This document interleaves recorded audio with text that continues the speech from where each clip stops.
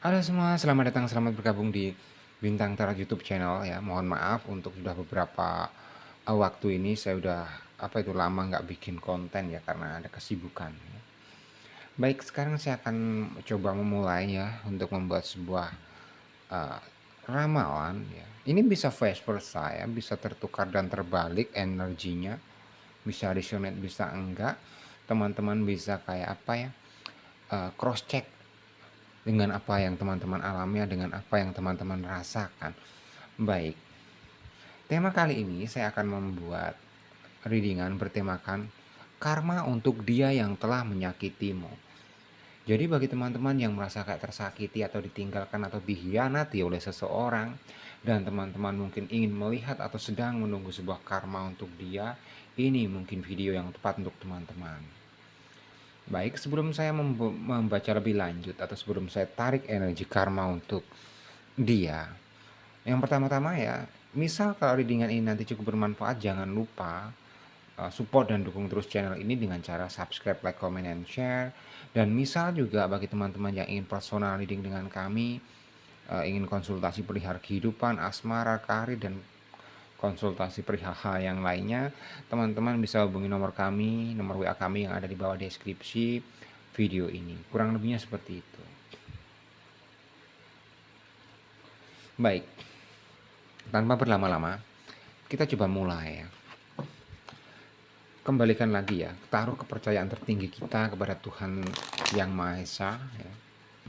Kartu tarot ini mungkin cuma hanya menggambarkan sebagian atau beberapa permasalahan umat manusia. Baik, kita mulai ambil energi untuk perihal karma untuk dia yang telah menyakitimu.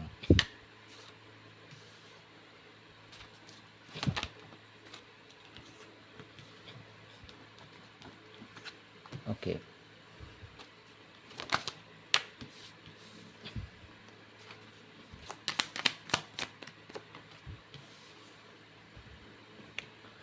Jadi gini, karma yang pertama yang akan dia alami atau yang dia rasakan, yang pasti yang pertama keserang itu finansial.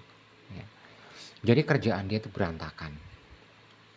Kerjaan dia itu nggak jalan seperti apa yang dia inginkan. Mungkin dia sebelumnya kayak planning sesuatu, itu kayak berantakan sudah.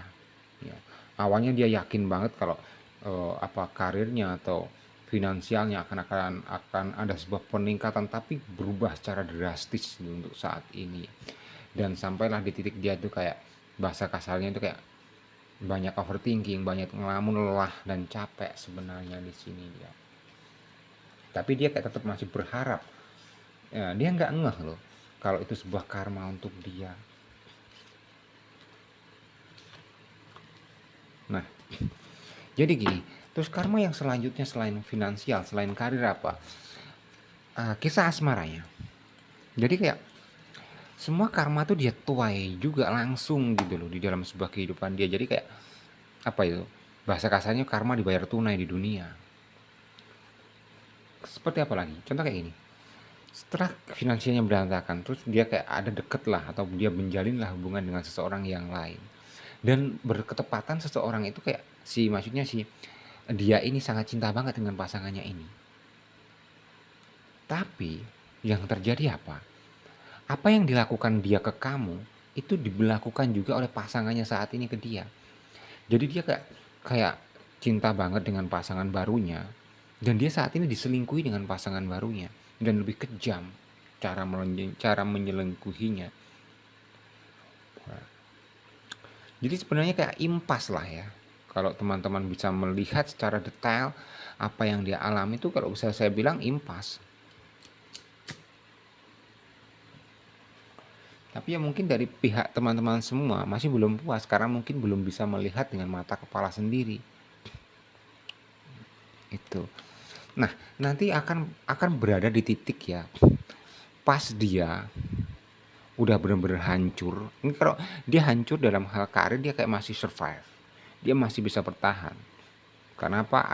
Menurut dia ada sesuatu hal yang cukup membuat dia ada semangat atau ada penyemangat untuk dia, yaitu tentang asmara dia. Nah, nanti kalau sudah berada di level di titik asmara dia hancur, sudah berada di level di titik asmara dia berantakan, ternyata nanti dia langsung keinget kamu atau kepikiran tentang kamu, keinget bahwa apakah ini karma untuk dia. Dia akan sadar betul nantinya dan dia akan tahu. Dan nanti terus perjalanannya ke depannya kayak saya bisa juga pastikan ya, dia nanti akan hadir atau akan datang kepada dirimu. Dia kan secara apa ya, secara karakter yang tak lihat nih awalnya dia kayak pembohong banget. Ini orang pembohong sampai bisa berada di level nanti dia tuh kayak berusaha untuk menjadi jujur. Karena dia sadar apa yang selama ini dia apa itu jalani, yang dia dapatkan itu kayak hasil dari atas apa yang dia perbuat. Dia akan sadar itu nantinya. Ada potensi kembali ya dia ke kamu nanti. Ini bukan, kita nggak ngomong atau saya nggak ngomong dalam waktu dekat. Potensi ke depan setelah dia melewati beberapa fase karma untuk dia ini bisa selevel sakit juga loh, sakit secara fisik ya nantinya. Ini kayak berurutan, kayak seolah-olah menaiki anak tangga. Awalnya yang diserang karir atau keuangan dia naik satu tingkat, yang keserang kayak hubungan dia naik satu tingkat lagi, kesehatan ya. Baru di situ dia keinget kamu atau kepikiran kamu. Nah, di saat dia sudah kepikiran, berada di saat dia kayak penyesalan yang amat sangat mendalam, mungkin dia akan memulai komunikasi untuk ke kamu di sini.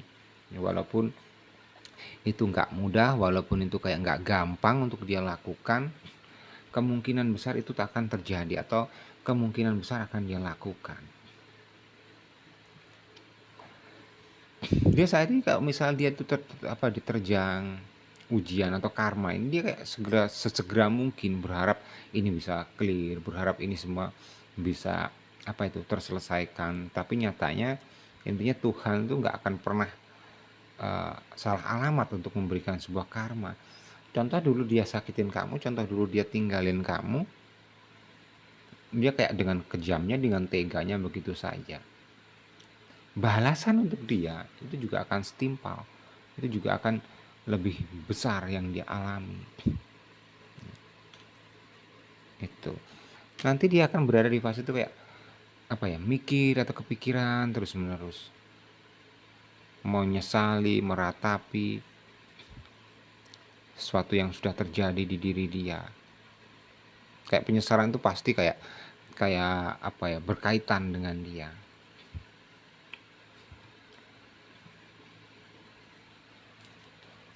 Terus selain dapat karma, energi seperti apa ya dari semesta yang akan dia dapatkan?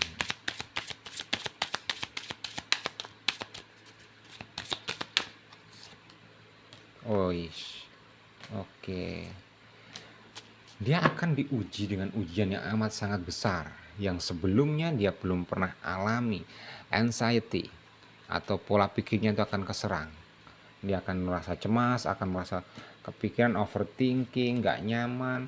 Dia kayak gini loh, dia seolah-olah kayak nanti berbicara atau berkata, apa sih salah saya kok saya sampai selevel saya seperti ini, ujian apa lagi ini. Dia pikir itu ujian, tapi nggak tahu bahwa itu sebuah karma. Dia nanti sampai di level yang seperti itu. Pada dasarnya dia nanti kayak seolah-olah kayak tersadar, seolah-olah kayak melihat cermin. Dia bisa flashback gitu loh. Ternyata ini semua itu hasil tuaian dari apa yang dia sudah lakukan sebelumnya ke kamu. Nah, jadi kayak sebelum dia berada di titik level menyesal, berada di titik level keinget kamu, ujian bertubi-tubi akan dia hadapi atau akan terjadi dalam sebuah kehidupan dia. Itu sangat-sangat gak nyaman. Siapapun gak akan pernah ingin melewati momen yang seperti ini. Kayak kayak ujian atau penderitaan itu gak ada habisnya. Ini jadi kayak soft, lembut banget karma yang terjadi. Gak langsung secara tiba-tiba meledak, dia merasakan kayak besar dan lain sebagainya. Tidak, lembut ini perjalanannya. Dan ini mungkin ya sampai bertahun-tahun karma ini yang dia sedang menjalani perjalanan karma seperti ini bertahun-tahun, tak pastikan, bukan hitungan bulan selesai. No. Awalnya kalau saya lihat energi majornya itu kayak cemas, pikiran yang keserang karena keuangannya berantakan, Setelah itu perasaan karena dia udah menaruh kepercayaan tertinggi kepada seseorang yang dia rasa dia cintai. Setelah dia tinggalkan kamu, dia punya hubungan dengan seseorang yang dia cintai banget, ternyata seseorang itu melukai dia, menusuk dia dari belakang, hancurlah kehidupan dia sampai berada di level yang mungkin pernah kamu rasakan itu 3 kali lipat penderitaan yang dia alami.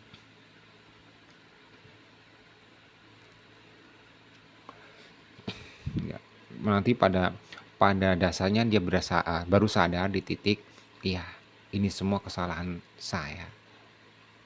Ini semua hasil apa yang saya sudah lakukan sebelumnya. Dia nanti akan berpikir selevel seperti itu.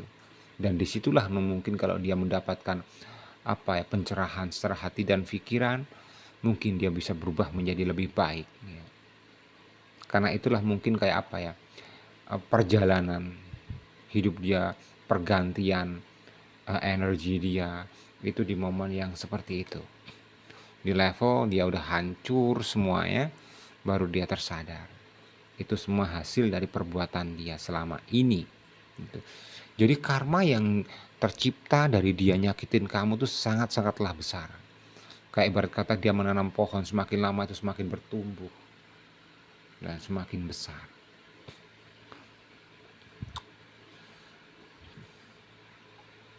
Ciri-ciri fisik seseorang ini kayak apa ya? Dia tuh kayak pandai banget ngomong. Kalau ciri-ciri fisik ya dia nggak jelek. Dia berkulit sawo matang, lebih ke arah ke putih ya. Entah itu laki-laki entah itu perempuan. Tapi kalau saya melihat secara energi, dia tuh kayak apa ya? Seseorang yang pada basicnya tuh memang manipulatif awal mulanya dia itu. Seseorang yang manipulatif, seseorang yang apa ya? Dia kayak kelihatan baik tapi ada maunya gitu loh. Sebelum mungkin dia mendekati kamu, sebelum dia kayak menghancurkan perasaan kamu, mungkin korban-korban dia itu udah banyak selain kamu. Kamu mungkin korban kesekiannya dia. Tapi di sini yang kita bicarakan kan sebuah karma. Ada nanti dia di titik ya.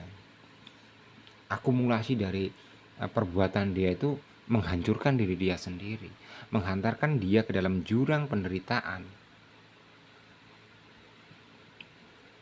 Dan itulah nggak nyamannya dia.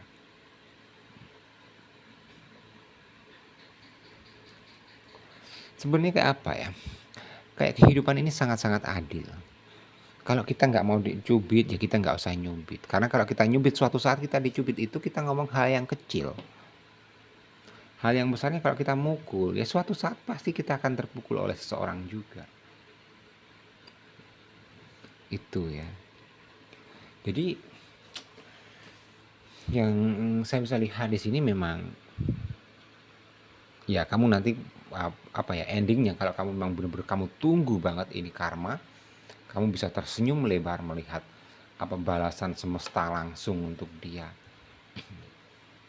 Tapi ya hendaknya gimana ya, orang sakit hati wajar. Yang penting kita nggak usah terlalu nggak usah terlalu masuk lebih dalam untuk mengharapkan dia lebih hancur atau gimana, nggak usah, karena Tuhan tuh lebih tahu daripada kita. Kenapa kok kita bisa kayak misal dendam, itu karena kita belum bisa mengontrol hati kita, belum bisa mengontrol perasaan kita. Kalau kita mencintai orang berlebihan, kalau itu gagal, kalau itu disakiti, otomatis udah pasti hati kita tuh menciptakan sebuah dendam. Nah, kalau kita hidup di dunia ini untuk berfondasikan dendam, sampai kapanpun itu kita nggak akan mendapatkan ketenangan. Jadi gini ya, untuk pesan dari saya untuk teman-teman semua yang ditinggalkan oleh seseorang, yang disakiti oleh seseorang, dan teman-teman berharap karma, itu boleh dan wajar. Tapi nggak perlu teman-teman itu kayak nunggu-nunggu banget, nggak perlu dan nggak penting menurut saya. Kenapa? Karma itu pasti akan datang. Hanya saja waktunya kita nggak tahu. Tuhan yang lebih tahu waktu yang tepat untuk seseorang yang bisa mendapatkan karma atas perbuatan dia.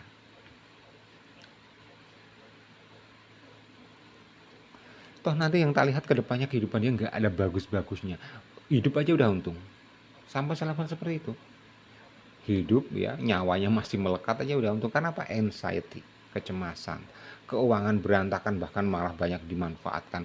Ujian bertubi-tubi kayak layaknya perkampungan terjang badai, hancur porak-poranda. Apa yang dia sudah ciptakan, apa yang sudah dia susun selama ini berantakan sudah. Ya nggak akan pernah nyaman lah yang tak lihat. Bukan kita mendoakan, tidak, saya membacakan energi untuk karma dia yang telah menyakitimu. Inilah definisi menyakiti, ya pasti akan tersakiti ya seperti ini. Dan apa ya, level tertingginya sakit yang dirasakan itu kayak bisa berkali-kali lipat dari atas apa yang sudah kamu rasakan sebelumnya.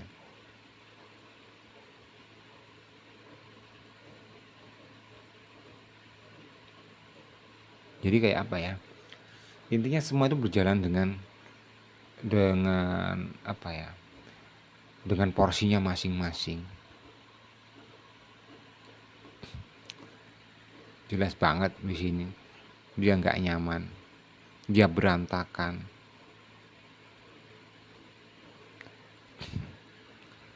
Kayak apa ya, kalau kita bisa milih itu ya ini bukan pilihan, dan gak harus kita juga memilih hal yang seperti ini. Jadi untuk teman-teman kayak apa ya, gak usah terlalu merasa tersakiti. Ya oke, fine, kita sakit atau kita disakiti, tapi jangan kita itu kayak mendramakan diri kita, menjebak diri kita sendiri dengan belenggu perasaan kita. Contoh apa? Kesempatan kita bahagia dengan kita sedih itu sama-sama 24 jam. Selama 24 jam itu juga panjang, pasti ada banyak momen yang bisa membuat kita bahagia. Cuma apa? Sayang hatinya kita itu kayak masih tertutupi akan sebuah, kalau menurut saya itu kayak apa ya? Ada ego juga di dalam perasaan itu. Contoh nih, misal kita udah ditinggalkan, disakiti. Itu kan kalau kita berpikir secara logika, insya Allah nggak sampai seminggu kita bisa sembuh. Tapi otomatis kebanyakan orang itu melibatkan perasaan. Kita disakiti wah sampai berbulan-bulan. Kita dikhianati wah sampai lama. Bisa move on atau bisa lupa. Jadi asal gini aja lah yang untuk apa ya? Untuk obat sakit hati teman-teman. Satu simpel. Karma itu pasti ada. Udah pasti nggak bisa ditawar ya. Udah pasti. Ibarat kata kayak kebenaran yang absolut gitu loh. 5 tambah 5 pasti 10. Jadi kayak dia menyakiti, suatu saat pasti karma itu akan terjadi. Dan karma yang terjadi untuk dia itu bukan karma yang simple loh, bukan karma yang ringan, karma yang cukup berat. Andai saja teman-teman melewati fase itu juga nggak mau. Padahal teman-teman udah merasakan sakit versi yang sudah ditinggalkan dia. Misal kalau teman-teman menempati posisi dia saat ini, wah kayak mungkin ya apa ya, sangat lebih menderita. Awal mulanya dia kayak apa ya, ini kayak perjalanannya seseorang yang hanya mementingkan kepentingan dia sendiri. Dia nggak berpikir kepentingan baik di dalam sebuah hubungan, itu nggak berpikir. Yang dia pikirkan, yang dia cari itu kayak keuntungan pribadi. Sampailah di titik dia akan menuai apa yang sudah dia tanam. Dia akan berjuang seperti apapun, kayak akan berusaha bangkit seperti apapun. Kalau belum waktunya finish untuk karma itu, dia akan kayak terjun lagi. Ibarat kata orang terperangkap dalam apa jurang ya. Dia udah merangkak tengah-tengah, bisa terprosot jatuh lagi, merangkak dikit jatuh lagi. Itulah ya apa konsekuensi dari atas apa yang dia sudah perbuat, dan itulah yang harus dia akan tuai. Jadi untuk teman-teman ya sesegera mungkin bangkit, sesegera mungkin kayak tumbuh dalam artian udahlah, lepaskan sesuatu yang mengganjal dalam diri kalian, apalagi kayak bahasanya untuk teman-teman yang masih belum bisa move on, misal telah ditinggalkan seseorang yang sudah menyakiti teman-teman. Logikanya simpel, seharusnya teman-teman itu berterima kasih kepada Tuhan. Kenapa? Mengambil yang menurut teman-teman baik atau yang menurut teman-teman itu bagus, itu belum tentu baik menurut Tuhan. Karena apa? Kalau dia serius ke kamu, kalau dia baik ke kamu, nggak mungkin seseorang itu nyakitin kamu. Nggak mungkin seseorang itu ninggalin kamu, udah nyakitin, udah ninggalin fix. Nggak ada baik-baiknya, dilihat dari segi apapun nggak ada baik-baiknya. Tapi kalau kamu merasa menurut kamu itu masih bisa ditoleransi, itu tipuan perasaan kamu sendiri, tipuan hati kamu sendiri. Kurang lebih seperti itu. Memang nggak mudah ya untuk kita itu melupakan perbuatan dari seseorang yang sudah menyakiti kita, itu nggak mudah. Tapi lebih nggak mudah lagi dan nggak ada untungnya lagi kita meratapi itu semua. Semua itu cuma hanya masalah waktu. Nanti pada masanya kamu juga akan bisa move on. Nanti pada masanya kamu juga akan bisa lupa. Nanti akan ada masanya kamu juga akan mendapatkan kebahagiaan yang berlebih. Semua itu kayak hanya masalah waktu dan rahasia waktu tersendiri. Kurang lebih seperti itu. Jadi juga ya, jangan terlalu teman-teman tuh kayak bersedih. Jangan terlalu kayak teman-teman tuh meratapi apa yang sudah terjadi, karena apa ya, itulah bisa kayak gini loh. Kita bisa ambil pelajaran dari atas apa yang sudah terjadi. Pasti loh, harapan dan impian kamu nanti akan terwujud, atau nanti kamu akan memetik apa yang kamu sudah harapkan selama ini. Sekali lagi, semua itu terkemas dalam hal waktu. Kurang lebih seperti itu ya. Semoga ini bisa bermanfaat untuk teman-teman. Terima kasih banyak.